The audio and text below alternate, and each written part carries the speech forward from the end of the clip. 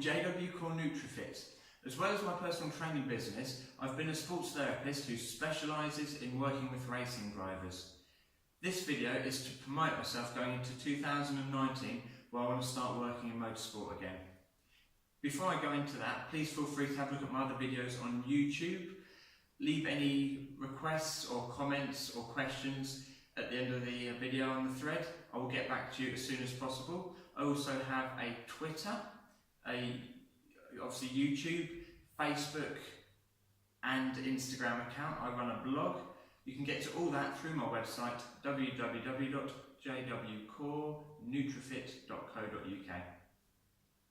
So with motor racing, I was working in British Formula 3 in 2005, and from there I've worked with Formula Renault drivers, World Series by Renault drivers, Formula Jedi, Caterhams, a lot of go-karters, World Endurance Championship as well, Le Mans Series. I've worked with a lot of drivers up to the end of 2014, where I moved to Norfolk. I set up a gym and my focus has been there.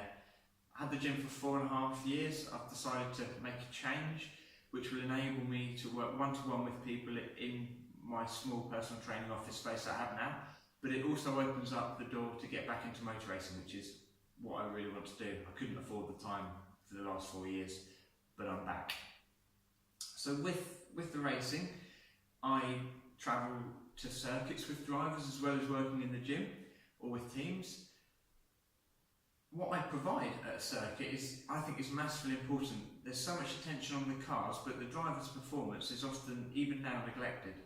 So at a circuit, I will warm drivers up before they get in the car, and I will tailor that warm up relative to their personality traits and to how aggressive or not aggressive they might be when they get in the car. Some more subdued drivers, I'll try and energise them a little bit more perhaps. Some quite aggressive drivers who get a bit over-aroused when they're in the car, perhaps I won't do boxing with them before they get in the car. It might be a slightly gentle, like a cycle or something, or some hand-eye coordination drills with a little bit of jogging on the spot. I will also incorporate a lot of stretching before they get into the car, dynamic stretching, just to make sure that their brain's connected with their body and everything's nice and loose. During the circuit, during the race weekend, I will also go away from the circuit with drivers sometimes if there's a lot of time between stints in the car, and work with them, do some light training just to keep their mobility up and keep them nice and limber and switched on. As well as that, I do an awful lot of stretching and massage throughout a race weekend. Again, keeping the condition of the muscles perfect, primed for racing. I monitor the driver's psychology throughout a race weekend, and I will intervene where I need to. So interventions are very important. If a driver's head's dropped or they're actually too excitable, you have got to be in that sweet spot, in that window for optimum performance, and that's what I make sure they are. Then there's also the nutrition side. Even though I won't force the drivers what to eat, I do recommend what they eat, and very, very importantly, when to eat it. When you're working with athletes, the digestion time changes depending on what food you're eating on the glycemic index. So what I do, I finely tune the timings they're eating, which can be quite important, especially when doing an endurance event. You're in and out of the car, say you've got 3 drivers over a 24-hour race, in, out. Drivers need to be resting and refueling well, so they've got that optimum performance. So that's all covered. And that also incorporates sports drinks. I'm not heavily into supplements. I think natural diet's the best way, but when you're away in a hot climate, getting those electrolytes in you through an isotonic drink, getting your carbohydrate and hydration levels up, they are important, so I watch that. I monitor the driver's heart rates while they're at a track. Make sure they're working at a good level and everything's working how it should be. It gives me good feedback, just like you get data from the car, get data from the athlete. And then I also work as a personal assistant, and I know that drivers are very dependent on team managers at times. There's a lot going on for a driver and they need to know what they're doing, when they're doing it. So as a personal assistant, I take care of that. I deal directly with the team manager. They give me the schedule. I make sure the driver's commitments are covered. They are where they need to be at the right time, and I will get them there. It takes a lot of weight off the team.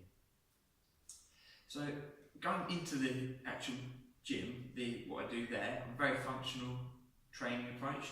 So I try and strengthen athletes up from the tips of their toes all the way up to the top of their necks, and no muscles neglected. Everything's working together. So obviously you have got the shoulders, neck, arm muscles, which are very, very important, but I get the leg muscles for braking as well. Obviously that's no mean feat, braking heavily in a racing car. So strengthening up the legs, up through the core, protecting the back from the bumps and G-forces in a racing car. So the core's strong, up through the chest, back, shoulders, neck, everything, arm, everything's covered.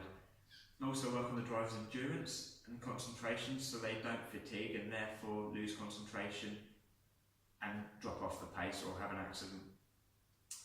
Balance, coordination, reaction drills, all thrown in there. I do incorporate those all onto race weekends as well. There is a lot more I do, but essentially in a nutshell that's it. So please go onto my website, give me an email, give me a call, or email me on here if you want help or advice, or you'd like someone there with your drivers to look after them in 2019. Thank you very much for watching, and hopefully I'll hear from you soon. Have a good day.